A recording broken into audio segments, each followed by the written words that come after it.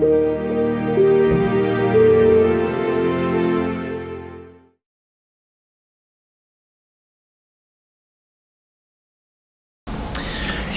in your new book, you're very worried about the possibility of a clash between America and China in future in East Asia.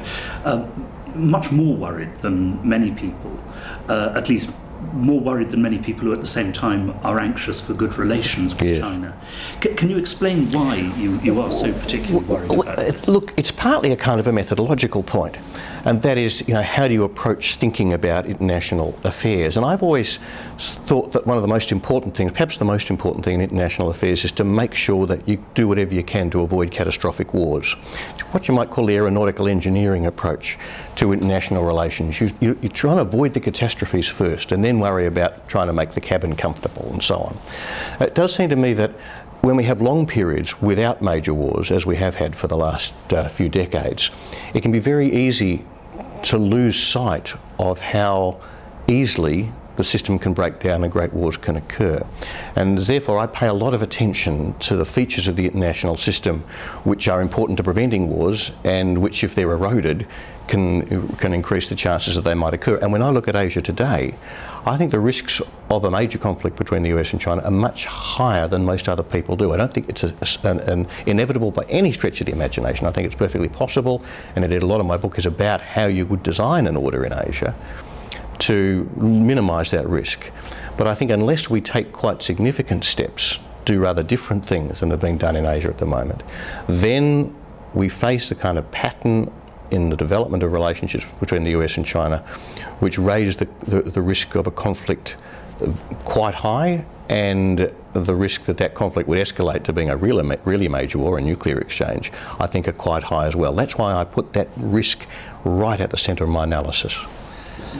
And you focus especially on the disputed islands of the South China Sea as a possible flashpoint. Why is that? Well, partly because I think they are a part of the region in which the US interests and Chinese interests come very directly into conflict. And it's not, I think, inherently because of what's at stake in the South China Sea. I don't think in the end the US and China are strategic rivals because they have different ambitions in the South China Sea. I think it's rather that the South China Sea and the issues there serve as a symbol for their respective power positions. So I think, as often happens in major power rivalry, particular geopolitical questions end up being significant not in their own right, but because of the way in which their development demonstrates who's the primary power. The United States wants to be able to demonstrate in the South China Sea that China can't have its way.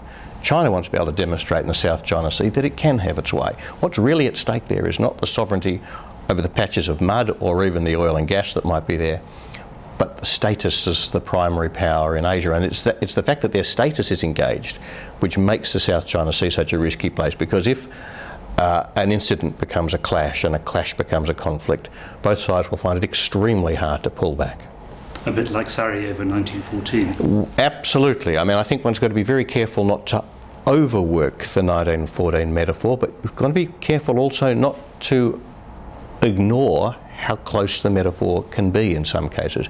Nobody in 1914 thought that the future of the Balkans, or whether or not Serbia was prepared to sign up to the, what was it, the 35th of the 35 articles in the Austrian ultimatum, was worth the war they went to. But what was worth going to war, they thought at the time, was what all of that meant for Germany's role in Europe, Russia's role in Europe, and so on. And so I do think when major powers clash, small issues can become the sparks for big conflicts, and I think that's the kind of risk we face in Asia, as long as the underlying structure of their relationship is unresolved between them.